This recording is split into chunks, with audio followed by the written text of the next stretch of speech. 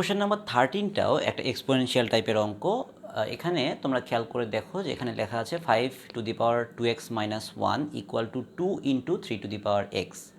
অঙ্কটা আসলে মোটেও জটিল কিছু না, তবে এই অঙ্কে ক্যালকুলেটরের ব্যবহারটা অনেক বেশি।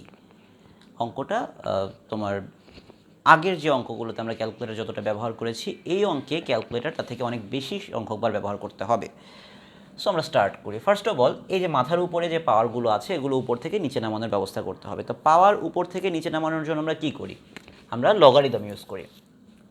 সো আমরা কী লিখব? Log 5 two the power 2x minus 1 equal to log 2 into 3 to the power x। তাহলে এখন একটা জিনিস খেয়াল করো, এই ফর্মুলা অনুযায়ী log a to the power x equal to x log a, এই মাথার উপরের পাওয়ারটা নিচে নেমে আসবে। 2x minus 1 log 5 equal to log ab। Log ab-কে কী লেখা যায়? Log a plus log b। তাহলে এটাকে আমরা লিখতে পারি log 2 plus log 3 to the power x।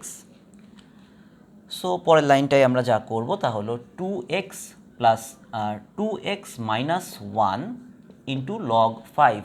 Log 5-এর value কত তোমরা জানো? ক্যালকুলেটর ইউজ করো। লগ 5-এর ভ্যালু হচ্ছে 0.7 equal to log 2।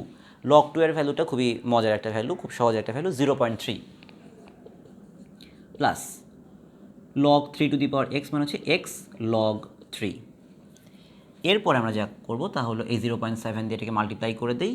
1.4x minus 0.7 equal to 0.3 plus x into log 3। Log 3 value হচ্ছে 0.477।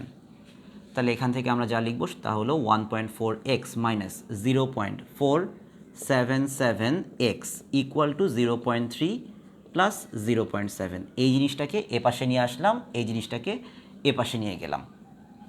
তাহলে 1.4x থেকে যদি 0.477x আমি সাবট্র্যাক্ট করে দেই, ভ্যালুটা কত আসবে? 0.923x equal to 1। তাহলে x-এর ভ্যালুটা কত হবে? 1 ডিভাইডেড বাই 0.923। এটার জন্য তোমাকে আরেকবার ক্যালকুলেটর আশ্রয় দিতে হবে। ক্যালকুলেটর দিয়ে ক্যালকুলেট করে দেখো ভ্যালুটা কত হয়।